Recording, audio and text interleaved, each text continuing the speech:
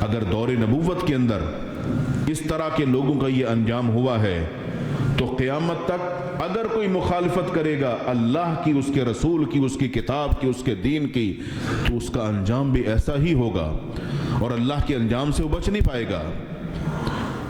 یہ تو بات تھی غیر مسلموں کی، اور آج بھی جو مخالفین نظر آ رہے ہیں جو قرآن مجید کی توہین کر رہے ہیں وہ بھی آپ کو تقریباً سارے غیر مسلم ہی نظر آ رہے ہیں، اور ہر مسلمان کو ان پر غصہ بھی ہے اور ہونا بھی چاہیے کہ ہماری اس مقدس کتاب کے ساتھ ایسا کیوں۔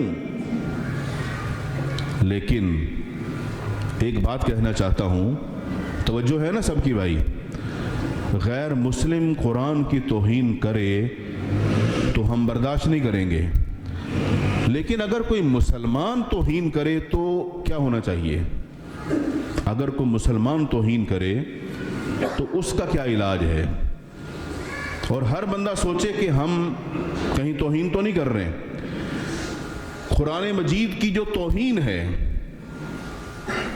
مسلمان کرے یا کافر، وہ توہین ہی ہے۔ کبھی آپ لوگ قبرستان گئے، قبر کے اوپر تختی لگی ہوتی ہے، کلمہ لکھا ہوتا ہے کہ نہیں؟ قرآن کی صورتیں لکھی ہوتی کہ نہیں؟ کل لکھے ہوتے ہیں کہ نہیں؟ کیا ان پر کتے پیشاب نہیں کرتے ہیں؟ کتے پیشاب کرتے ہیں یا نہیں؟ کیوں؟ کس نے لگائی ہیں؟ اللہ کی کتاب نہیں ہے؟ کیا منہ دکھاؤ گے اللہ کو؟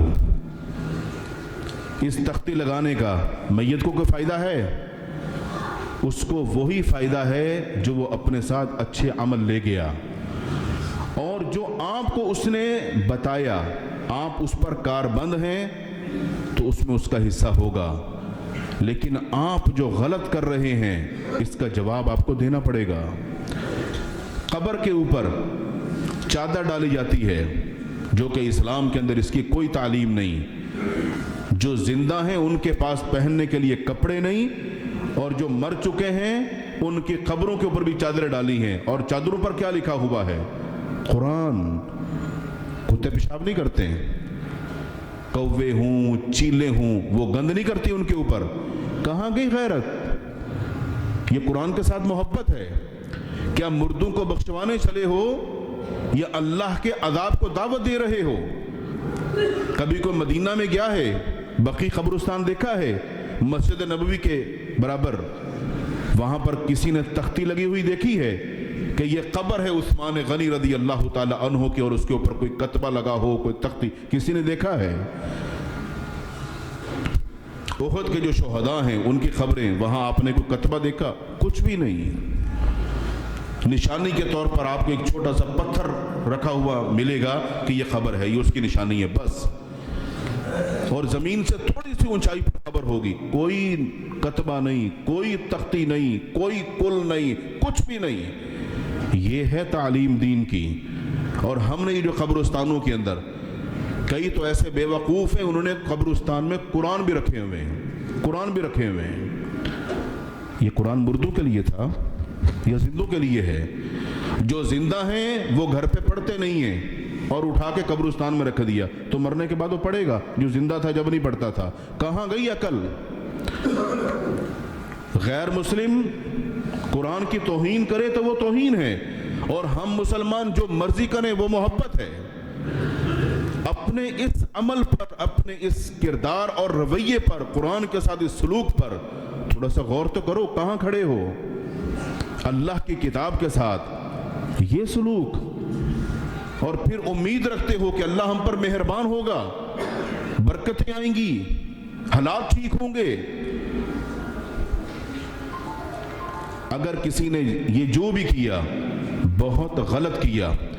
ان قبرستانوں کے اندر کوئی قرآن، کوئی سپارہ، کوئی تختی، کوئی کتبہ، کوئی کل، کوئی چادر، کچھ بھی نہیں ہونا چاہیے۔ اگر غیرت ہے، جس نے یہ کیا آج ہی جمعے کے بعد جا کر اپنے ہاتھوں سے ان کو ختم کرو، تاکہ اللہ کے ہاں تم بھی عزت پا سکو۔ جو کیا آپ نے غلط کیا۔ اگر آپ کو اپنے مرحومین کے ساتھ محبت ہے تو ان کے لیے کوئی صدقہ جاریہ کرو، ان کے نام پر کہیں خرچ کرو، اچھی جگہ لگا دو، ان کو نیکیاں پہنچے اس کی، ان کے ساتھ محبت ہے تو ان کے لیے دعا کرو، ان کی بخشش اور مغفرت کے لیے اللہ سے دعا کرو، لیکن یہ لگانے سے ان کو کوئی فائدہ نہیں ہوگا، بلکہ آپ کو گناہ ہوگا، آپ اپنی آخرت خراب کر رہے ہو، اور یہ سب لوگ محبت میں کر رہے ہیں۔ اللہ کی قسم یہ سب کچھ کرنا یہ آپ کے لیے نقصان دہ ہے دنیا اور آخرت کے اندر، یہ توہین ہے اللہ کی کتاب اور اللہ کے قرآن کی، اور آپ اس سے گناہگار ہوں گے۔ اس کا نہ میت کو ثواب ہے نہ آپ کو ثواب ہے۔ وہ کیجئے جو دین اجازت دیتا ہے، اور یہ مت کہیے کہ قرآن کی بے حرمتی صرف غیر مسلم کرتے ہیں، مسلمان بھی کر رہے ہیں۔ اللہ تعالیٰ سے دعا ہے اللہ تعالیٰ ہم سب کو دین کو سیکھنے، سمجھنے، اصلاح کرنے اور عمل کرنے کی توفیق عطا فرمائے۔ وآخر دعوانا الحمدللہ رب العالمین۔